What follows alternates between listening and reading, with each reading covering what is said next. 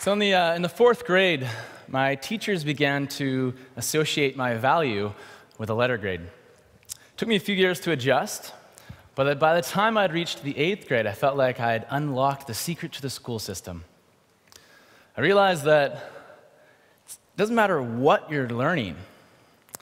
It's actually about figuring out how to get the teacher to give you a good grade. So in school, instead of studying subjects, I studied my teachers. They told me what they wanted. I delivered, and in turn, they gave me a great report card. This continued right through college, right up until I graduated with a business degree, top of my class with a 4.0 GPA. It wasn't until graduation day that it hit me. I knew nothing. None of the important things, anyways. I knew nothing about myself or what I wanted to do with my life.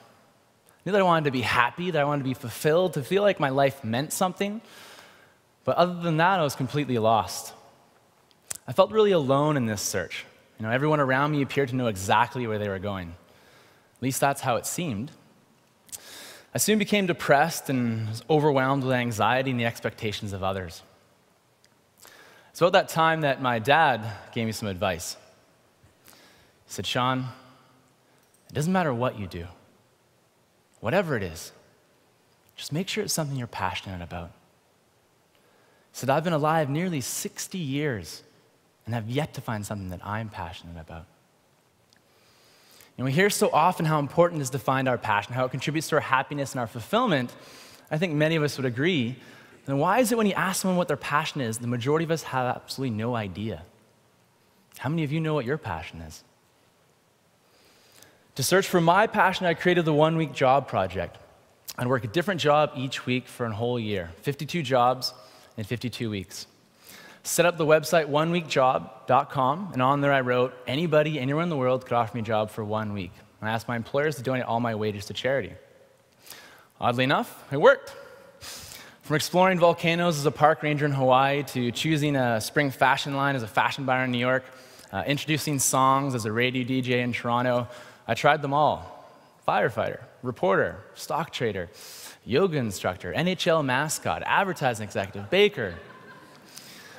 What I learned is that, in fact, I wasn't alone in this search, and something all of us can relate to.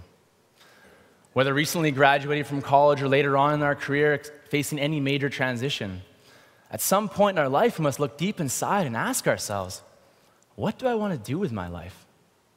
What is my gift? What contribution do I want to make to the world? And if we don't genuinely explore these questions, we risk looking back with regret. For instance, just last month, I was on a plane. I sat next to Linda, who was coming home from visiting her 84-year-old mother.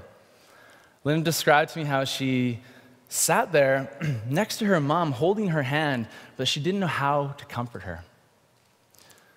Linda's mother, approaching the end of her life, feels that she never pursued her dreams. Now she's terrified of dying. Now, traditionally, a fulfilling life meant to find a well-paying job that offered security. Simply to pay the bills. And if you enjoyed it, well, you were one of the lucky ones. But today, that security has proven to be an illusion, and more people are seeing this moment as an opportunity. There's a major shift taking place. A revolution in work consciousness, a shift in how we as a culture view work and our relationship to it.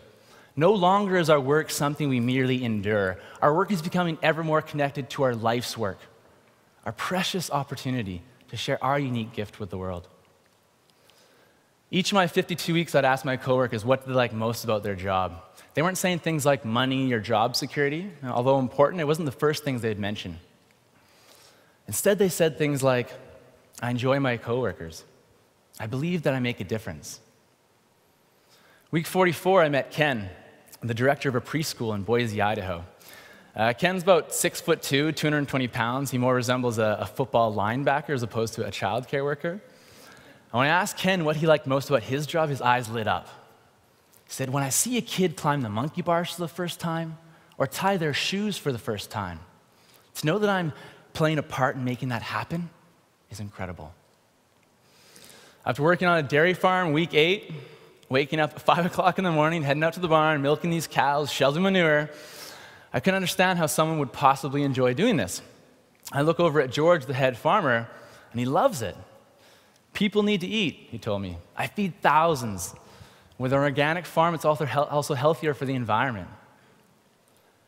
The people who are the most passionate about their work are the ones who are connected to the meaning behind it. The actual job isn't nearly as important as their relationship with it. They need to show up to work every day because they contribute their gifts, and the world is made better because of it. And yet our career is only one means of expressing our gifts, one means of fulfilling our passions. For some, working a job to pay the bills allows them to explore their passions outside of work. What's most important is that in some aspect of our life, we give ourselves permission to express our gifts. This is when we feel truly alive.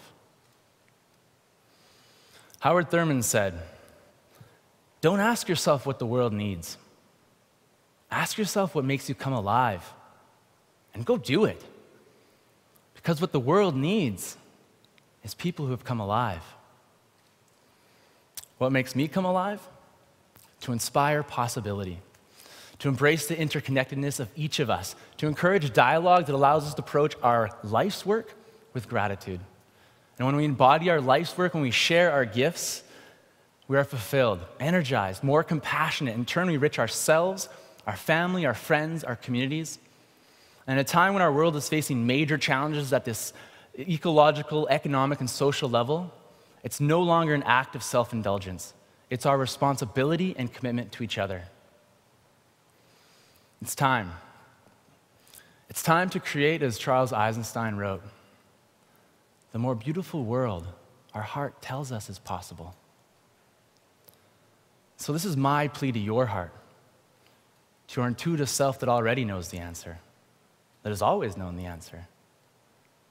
What is your gift? What contribution will you offer the world? What makes you come alive? Thank you.